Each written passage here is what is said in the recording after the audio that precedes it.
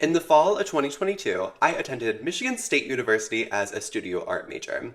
After my first semester, I decided to drop out to pursue art full-time. With almost 2 years retrospect, I feel informed enough to explain these decisions. Why did you drop out of art school? Is art school worth it? Is it possible to pursue art today without a degree? I hope to answer all of the questions that I get the most often. To backtrack this, I just finished a new painting.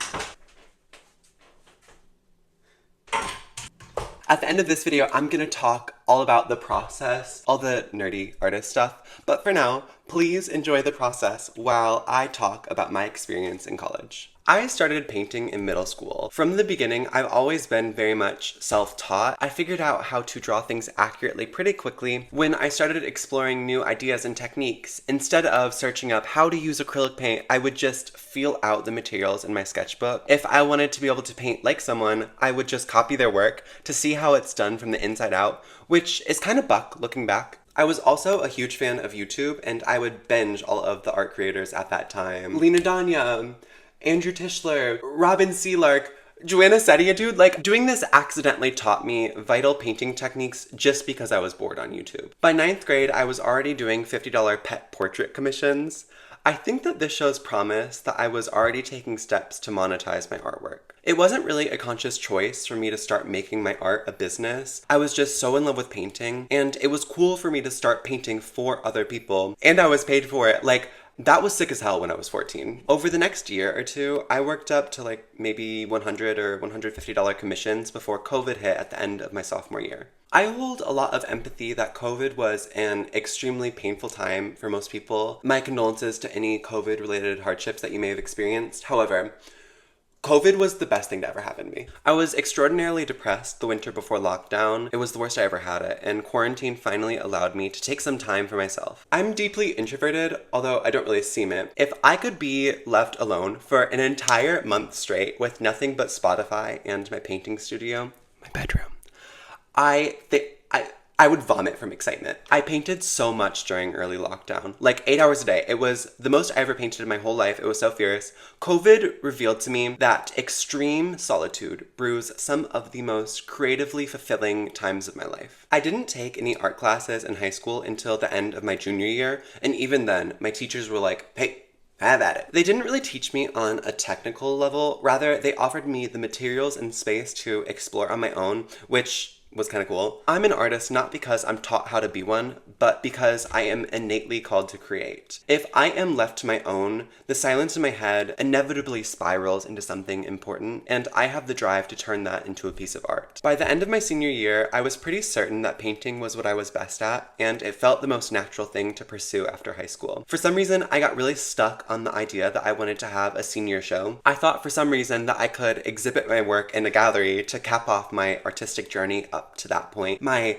official debut into the art world. Needless to say, that was a pretty absurd goal, especially because I was in over my head applying to college and scholarships and competing in my senior swim season and finishing high school. In January or February that year, I sent out about a dozen emails to all the galleries in my area, seeing if they wanted to have a solo show of my work. I got about 10 no's, 2 maybes, and J. Putter Galleries decided to exhibit me as a solo show. I'm the youngest artist they've ever exhibited, and I'm the first person from my high school to have a solo show at a gallery. Okay! The turnout was crazy. I sold 11 pieces, and the whole experience is something that I will never forget. At that time, I didn't realize how serious of a thing this was. Most people go to college to walk out with the connections that I made in 15 emails in high school. I was very hands-off in my college application process. I didn't feel ready at all, and the anxiety of that made me really avoidant. I put all of my energy into my solo show because art was something that I knew that I could do. I did want to go to college though. If I watched all of my friends go to college without me, I would have been absolutely miserable. I was really insecure and I felt really incapable. So if I watched all of my friends succeed as a college student and I wasn't even able to start, it would have just made me feel even worse about myself. I needed to go to college to show myself that I was capable of being an adult. My mom knew this, and she is literally my savior. Shout out to my mom, guys. She is the only reason that I got onto campus. She fronted most of the application process, filling out the forms and doing a lot of the research about the colleges that she think would be good for me. She'd come to me and she'd say, hey, I think that you should take out this loan to afford this expense. Do you understand? Is that okay? I went on stop. I went on one college visit, and it was the day before the decision was due. Guess this is the one. And when I made that decision, I walked into my mom's room and I was like, I've decided that I'm going to Michigan State University. I don't think that that's how most people handle the excitement of their college decision. Also, I do want to say that I did apply for SAIC, but my portfolio didn't earn me coverage for shit, so that would be an even worse move for me financially. I attended Michigan State University during the fall 2022 semester as a studio art major. First, I would like to preface that the curriculum is almost perfectly designed for me. I make traditional realism adjacent portraiture. Art school is going to more directly impact my work than someone who wants to do original character design or manga drawings. My drawing 1 class had about 15 students who made a ring of easels around a still life. We would draw and then turn around our easels and get feedback. It was so fierce. This was my first experience working from life, and regrettably, I can confirm it did make me a better artist. The professor would give one-on-one feedback around the circle while everyone was working. He would give me some feedback that really challenged me. Not just stuff like, I knew that hand looked kind of weird. It was shit that I had no idea about. He would take my eraser and he would softly erase the edge of one of my lines. And he'd go, see how when you add some space there, that line can just slip right behind the other? And I was like, oh my God, you are so cool. The other art class that I took was color and design. On the first day, my professor slouched in 2 minutes before the class started. She is trans and looks about 25 years old. She said, I'm gonna show you some of my work so that you can decide whether you respect me or not. Oh, okay. She proceeded to project a video of herself performing an act of trans self-pleasure with these rods hooked up to an amplifier. It was censored so that you could only see her face and toes, and the whole class could hear this odd electrical sound of these rods being converted to sound. So she was probably the coolest person I've ever met. In that class, we did a lot of high school type assignments. There were some points when we had to do some color charts, and that stuff felt pretty soul crushing because God bless, but I learned that color theory when I was 13 on YouTube. But that wasn't my takeaway. My professor had a world opening perspective on art. She was the kind of person who could staple a high heel to a wall and then go into an explanation that would leave the whole room bawling. I can't explain exactly how much I valued her. She would look at my art about my queer experience and offer this trans sensei type of feedback. She offered me so much more perspective on what my art was really communicating. My art classes were by far my favorite part of college. I had one more traditional teacher that taught me how to look at art, and I had one more non-traditional teacher that taught me how to feel art, but both were equally informative. I am not blind to the value of improving your skill surrounded by other creatives. I think that my artistic ability grew more in those 4 months than they have in my whole life. I did take 3 other non-art classes that I was told I had to take. For the most part, those did feel quite pointless. Like, why am I learning about Plato's theory? But academically, I slayed. Okay, socially, okay. Initially, I was assigned to a room with 4 frat bros, and I just want you to close your eyes and imagine that for me for a second. Okay, so I transferred to gender inclusive housing, and that was great. I would highly recommend. My roommate didn't show up, so I didn't have a roommate until the week before I dropped out. It was a little bit socially stunting, but I like to be alone, so complaining feels a little bit buck. I was having a really hard time socially. I found myself in a little bit of a friend group on my floor, but I was expecting the gender inclusive floor to be more tote bag, Erykah Badu waist beads gaze, but it was kind of serving more Glee cast. It was relieving to fall into a friend group, but I knew that that wasn't my tribe, you know? I tried to do that thing week 1 where I found a lunch table of the most approachable looking girls, but they were literally so awful. I never tried that again. Meanwhile, I was on FaceTime every night with my high school friends, and they were telling me all about these cool people that they were meeting. It took me multiple weeks to get really close with someone, and still I never ended up with a friend group. It was all just one-off people that I really connected with, and that's what I'm good at, so I'm not that surprised. I was just really hoping that those relationships would solidify into something more of like a connected network. I wanted to explore the college party scene, but the one frat I did work up the courage to approach turned me around at the door because I was dressed really queer. I did go to one house party, but it was a gay icons costume party, so I didn't really get that nasty frat MSU experience. Whenever my mom would call me and ask me about my favorite part of college, my only answer was that I really loved my art classes and that I was listening to a bunch of really awesome music. And that was true. The standout of my college experience was strutting around campus with headphones on, but to me that should not be the best part of your college experience. I wanted to be making real memories with new friends and staying up late in the dorm rooms and getting drunk off my ass every weekend, but I never really got that figured out. Around November, I got a $7,000 bill from the school putting a hold on my account, meaning that I couldn't apply for classes the next semester without paying that bill. I knew it was coming, but remember, I was pretty hands-off in my application process, so I didn't realize how bad it would be. If I wanted to continue to go to school, my only option was to take out a life-changing loan. This was the first time that I really questioned the value of art school. Was the degree worth how much I was spending? Was the experience worth how much I was spending? On November 10th, 2022, at 10:41 p.m., I sent out this real email to my Drawing 1 professor. Hello, professor. Over the past couple days, I've been really questioning the value of my art degree. To be frank, I'm considering dropping out. I want to be considerate in this decision, so I was wondering if I could receive your input. I respect your expertise and opinion, so hearing your perspective is very valuable to me at this time. The next day at class, he described the exercise that we would be doing that day, and he set us all free to work. As I was pulling out my supplies, he tapped me on the shoulder and asked if I wanted to see him in his office. Now, I was very much expecting him to try to convince me to stay at school.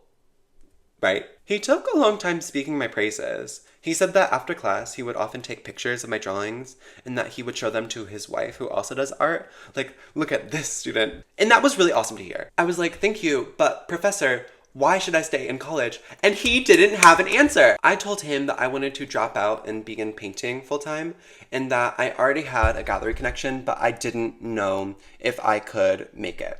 And he basically told me that that was a great idea and that he saw nothing wrong with it. He talked to me for almost 90 minutes, and immediately after I left his office, I gave my mom a call, not crying this time, and I said, hey, I think I'm gonna finish this semester, and then I want to come home and paint full time. And she said, okay, thanks for telling me. Me and your dad support you. Since I wasn't too socially lucrative at school, I spent most of my free time working on a painting in my dorm room. I've told the story a lot, but a week after I decided to drop out, I posted a video on my TikTok revealing that painting, and it went viral. This was such an odd way for the universe to validate this intense 180 on my life. I was posting my paintings on Instagram for years, and when one got 100 likes, I was like, oh, this one's a banger. But I decided to drop out. And now, all of a sudden, thousands of people are telling me that my painting resonates with them and that I should keep going. It was a little bit like too perfect timing. Okay, brief intermission. I know I'm not supposed to talk about this painting until the end of the video, but before I tell you why I dropped out of college, I need to let you know that I'm applying some adhesive to this painting so that I can crack an eggshell onto the surface. It's really satisfying, so please hold while I roll the footage.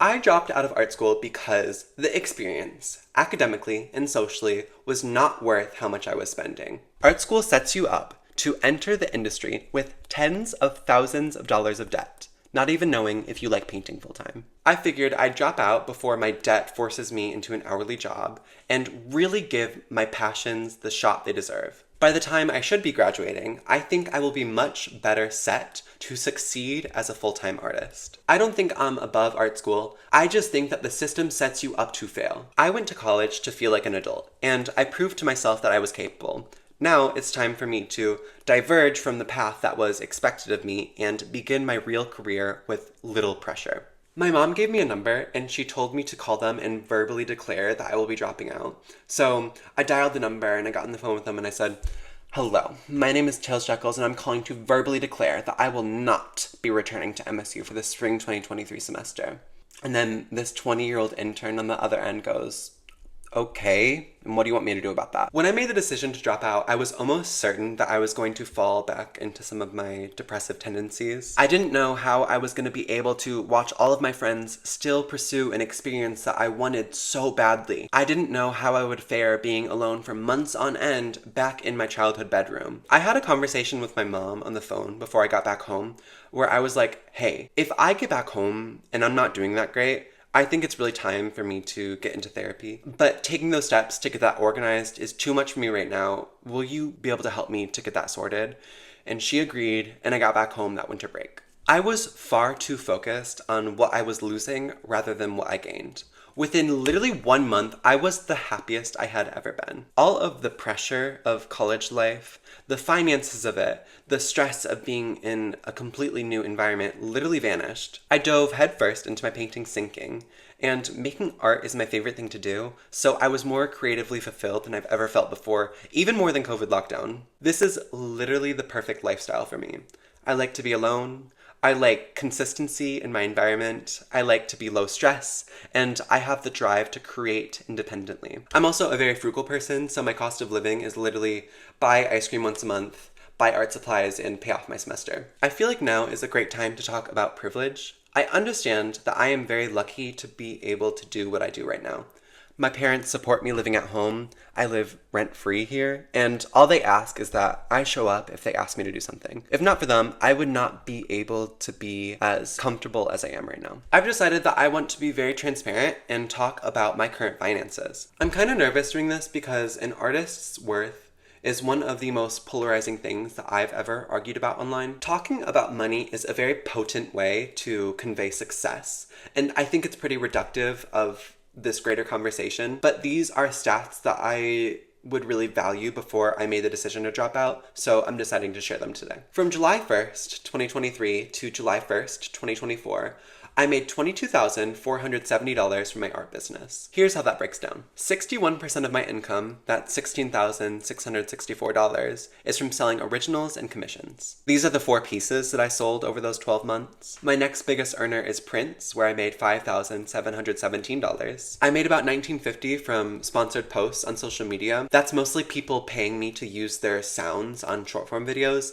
and I also had a sponsored Instagram story. Lastly, I had a couple dozen pieces that didn't sell for my senior show. My gallery took those off display, but they're still for sale online, so whenever one sells, I get a lovely check in the mail. I walked away with $1,775 this year. Remember, galleries take a significant percentage of sales, so if you're communicating with a gallery and they ask for any more than 65% of sales or any less than 35% of sales, you should definitely raise an eyebrow. I didn't make any money from ad revenue over this period. Onto expenses, I spent $4,756 on my business over this period. This is mostly painting supplies, me hiring photographers, and print shipping and packaging. This leaves me with $17,714 of income. I paid off my semester of debt myself, and that was $7,000. Okay, I had eye surgery that cost $1,100. If my easel breaks, if my friends are home and they invite me to a restaurant, I've had $17,000 to live off of for the last 12 months. One important thing of note is that over this period, I made 2 paintings that have not sold yet. I have my Christmas painting, which I'm trying to sell for $4,000, and I have 1 through 100, which will be listed for $23,000 at art price this year. This is not money in my account,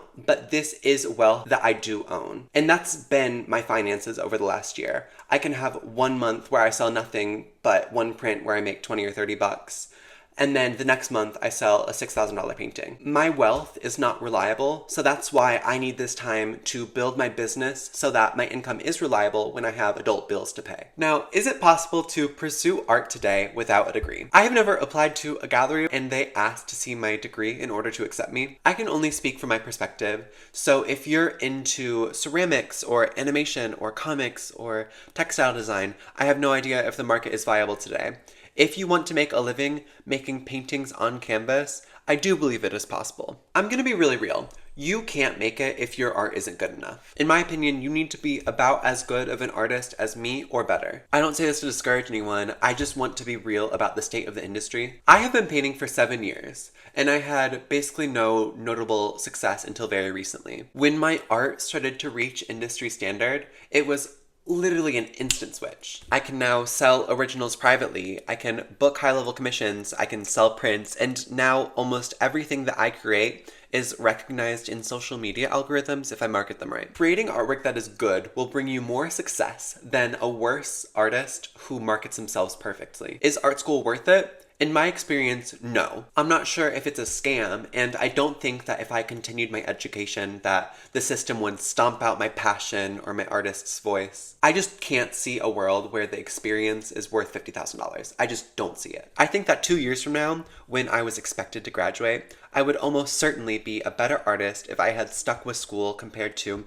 how I chose to continue growing my skills at home. $50,000 better is questionable. However, 2 years from now, I am infinitely more set to understand the business. Being able to afford life as an artist will allow me more time to paint in the long run.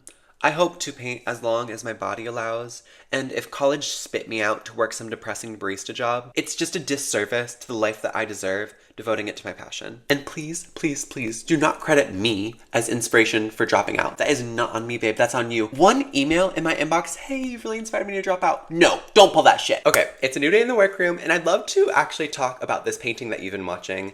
This is a repaint of a painting I made in 2021 when I was 17 years old. When I made this painting, it was honestly my favorite for a couple of years. This is a portrait of Jasmine J. She is an influencer and activist, and she's one of the BuzzFeed lesbians who taught me feminism in 6th grade. My name is Jasmine, and I am a video producer at BuzzFeed. I hope to push people out of their comfort zones and help them feel good about that. Some people might think of me as a bitch though too, so. I was swiping through Instagram a couple years ago, and this photo was tucked in the back of a carousel, and I literally gasped. I was so taken away. In terms of color alone, this reference is literally perfect. She's wearing a yellow shirt, and that is reflecting this warm light onto her face from underneath. Standardly in a portrait, highlights are warm and shadows are cool, but in this reference, it's reversed. But a lot of the deep pockets of shadow, like her hair and eyes, are flipped back to be blue, like they slide a couple more feet back in the atmosphere. And this super bright dappled light from the shades is just perfect. Diagonals are very powerful in art, and this light adds such an incredible gesture over the reference, while also expanding how bright the brightest color is. This is my first time using a reference photo that isn't mine in over 2 years. When I first painted this reference, I did a lot of things right, although I didn't really understand why. My colors are pretty great, the mood is powerful, and my exploration of media is very engaging. You can see, even in my new painting, I stole this bib of eggshell because I thought it was so powerful in the original. I decided to redo this painting to see what I could do with the reference now that I understand a lot more of what's going on. I used to do a lot more mixed media work back when I painted this. I would throw anything I could on a painting, and it resulted in a pretty fun process. But since then, I have really fallen in love with oil painting. In this reimagining, I want to revisit some of this mixed media stuff that I used to be really interested in and marry it with my current oil process to see if I could reap the benefits of both. I really enjoyed the mixed media sections of this process, so getting more funky with my media is definitely something that I want to continue exploring in the future. The process of this painting is something completely different than anything I've ever done before. I usually work on an acrylic underpainting for a week or two before I transition into oil painting, where the majority of my time is spent. In this painting, I spent about 2 months on an underpainting, and then I got all of my work in oil done in about 2 weeks. The underpainting is the part of the process where I try to figure out all of the colors of the painting, and I get the composition down packed, because it's really difficult to change that stuff around after I transition to oil paint. I spent so long trying to figure out this painting, it really felt like I was composing a symphony of color. Every day I would go back to this painting, I would shift where I was pushing the color, or lighten the shadow in an area, or desaturate a section that was too distracting. Each of these micro-analysis improved the painting a little bit, and I kept doing this session after session, and it didn't ever slide into a spot that I was really happy with. After about 2 months of that, I thought it was just absurd to continue, so I started the oil process, but it turns out I had the image pretty figured out, I just needed to see it in oil. I've never talked about this before, but no matter what turn my art takes, I think that I will always be a portrait artist. I've always been in love with faces, and I love that if you're good enough, you can read someone's face to try to understand how they're feeling. That interest is innate, it's to my bones. I've always been connected to trying to understand what's happening behind someone's eyes. Why does that person look like that? What are they feeling? In this painting, I feel like Jasmine is just breathing in the morning. There is a distinct tiredness or sadness or sultriness, but also this awakened intensity in her glare. Finding the balance between those two feelings was so elusive because by nature, they cancel each other out, but somehow in this painting, they coexist simultaneously. Like I would deepen the bottom lash line underneath the left eye and the whole expression would be thrown into this hint of sadness that I see. And then I would add a subtle glare into the iris and the whole expression would refine to something a lot more awakened. And it was just such a difficult tightrope to walk. Finding that spark of soul is my favorite part of painting. I've never painted a portrait where the expression is as hard to locate as this one. At some points in this process, I didn't have the painting figured out until I nudged her features by a fraction of a millimeter. It was so precise. One tool that I've been using that has really helped out this project is Milanote. I use Milanote to create mood boards for my pieces so that everything is in one place and it just looks so good. I keep my boards as a pinned tab on my computer, so it literally takes 2 seconds to pull up everything I need. Usually when it's time to gather and sort my reference imagery for a painting, I create an album on my phone. So when I'm painting and I need to look at one of my references, I need to open my phone and then open my Photos app and then find the right album and then scroll to find the right, it takes me so fiercely out of the flow stage. When I get all of my reference photos together and I can present them to myself like this, it is just so much easier to see the whole picture. When I went to my sister to brag about how Milanote reached out, she was like, oh my god, no way, I used Milanote to mood board my new apartment. Guys, I'm not gonna lie, this is fierce and it has revolutionized how I organize my creative process. I already created a mood board for my next project, so I guess I'll give you a sneak peek. My next painting will be a part 2 of my painting Sinking. I want to use some lighter colors and explore some of the more complex effects that happen to light underwater. I have a pretty strong vision in my head, but first I need to organize my thoughts so that I can bring them to life properly. One of my absolute favorite tools is the color swatch feature. Creating color charts in traditional media hold their own merit, but they literally take me like 2 hours to complete. In Milanote, I can pick whatever colors I want, see their relationship with each other, and how they mesh with the reference photos. I also love the notes feature because I can type out some of the themes and meaning right in the same board. There are built-in templates like project boards and week planners if that's more your speed. If you are designing a mural or painting a commission, you can easily send over your boards to collaborate and receive comments. If you want to be creative or productive in any sense, I would recommend checking out Milanote. You can sign up for free using the link in my description, and thank you to Milanote for sponsoring this video. Another tool I can't believe I haven't gabbed about yet is how important mirrors are in my painting process. When you look at the same image for long enough, you start to grow this really skewed perception of what it actually looks like. Throughout the time lapse, you have been seeing some portions where I worked on this painting upside down. A face is less recognizable upside down, so the color relationships become more clear. When I turned this painting upside down, it was like working on an abstract painting, and I was able to observe the color relationships in a way that wasn't obscured by the pressure of creating something representational. And when that started to feel familiar, I would flip the painting on its side and hack away for a couple more minutes. In my studio, my bedroom, I always make sure that my body length mirror is directly across from my workstation. When I'm stepping back to look at this painting as a whole, I can turn around and see the reflected opposite of my work. Keeping fresh eyes is so important in my painting process. It is especially important to keep fresh eyes when you know that the painting is far from what you're capable of, but you don't know how to push it. Looking in a mirror is such a helpful tool for me. In this painting especially, I lost sight of how powerful the blue in the bottom left corner could be. When I turned around and I saw my whole painting with fresh eyes, it would smack me in the face how good that blue could be and how it elevates this column of yellow traveling through the center of the portrait. I could then return to my work and know what to focus on. My absolute favorite addition to this painting that I didn't include in the original is that I incorporated my palette in this piece in an arc above Jasmine's head. I really like the way that my palette looks after I'm done mixing my paint.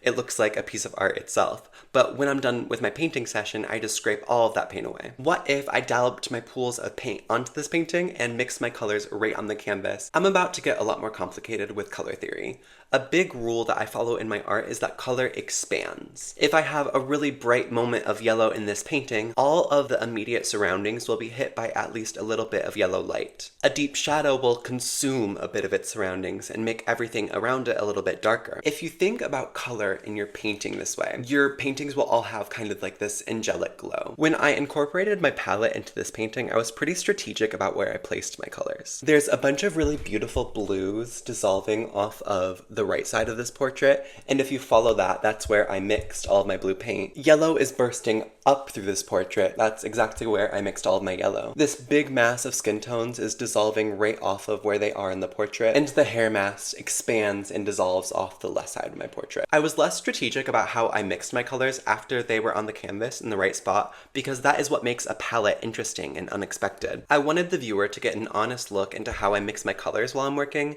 and I am just so pleased with how I use this as a tool to glorify all of the colors that are already there. Oftentimes, when I have too much paint on my brush, I discard some of it by brushing on my palette, and it creates this little tick mark. Since my palette was my painting this time, I did this on the canvas without even thinking. After I stepped back, I realized that these little tick marks were pretty cool. What if I do them even more to amplify the painting? So I started placing these little hack marks all over my canvas, all pointing towards the portrait. And remember, color expands, so I did darker hack marks dissolving away from larger dark masses, and I did brighter hack marks dissolving away from bright glowing masses. And once I did this, I finally had my breakthrough day with this painting. A breakthrough day for me is when I stop painting for that day and I'm trying to get work done, and I can't stop sneaking glances at my painting because I get so giddy about how it looks. I only got to that point the day before I decided to be done with this painting, and my breakthrough day has never happened that late before. Another thing about when you get this deep in a painting is that you are going to see colors that don't exist. For example, if I'm looking at the area above Jasmine's shoulder and say it's like a gray beige color, I might see it flash red out of the corner of my eye. And then I would think, would it look good if I pushed the red there? And if I decided it was a good idea, I would mix up a color that's just a little bit more red than the area that I'm trying to address, and I'd add a little flick or pixel of color. All these little moments are quite charming details of the painting, but if you have 40 or 50 of these observations, they're all gonna float around and really elevate your painting. My favorite observation from this painting is this little mark that I made to the right of Jasmine's face. I saw it flash orange for a second, and I mixed up this little tick. I think of it kind of like an offsprig of the shirt glowing and dissolving into the atmosphere. This is the most saturated color that I mixed for this whole painting, and I feel like it really elevates all of its surroundings. If you haven't experienced this yet, I would recommend forcing yourself to sit far away from your painting and just staring at it until you know how to push it further. I did this a lot in this painting, especially during the underpainting process. I would force myself to sit and stare for 10-20 minutes until I figured out how to push it further. I think that the time that you spend looking at your work makes up about 80% of how good it will be. Now it's time for my favorite part of the video, the final debrief. First, I'm shocked at how much worse I think the original is now. I haven't done a redraw exercise in a couple of years, and I forgot how good it makes you feel about yourself.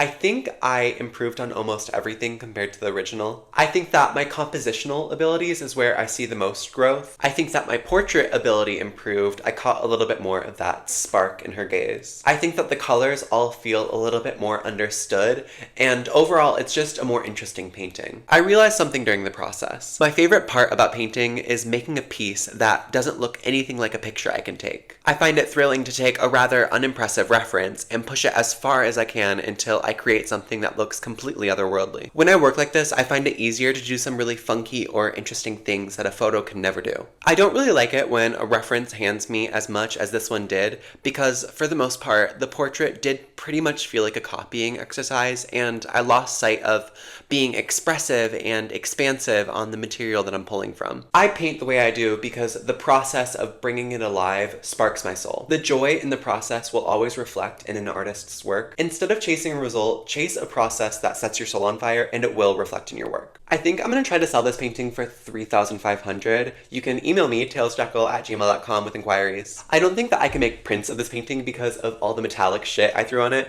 but I do have prints available of some of my other favorite pieces. And thank you guys so much for the support over the last 2 years. I really do love what I do, and that is such a relief to say. With every new painting I make, and with every new person who finds my YouTube page and comments something nice, I feel just a little bit closer to making my dreams come true. So thank you so much, and I will see you all again very soon.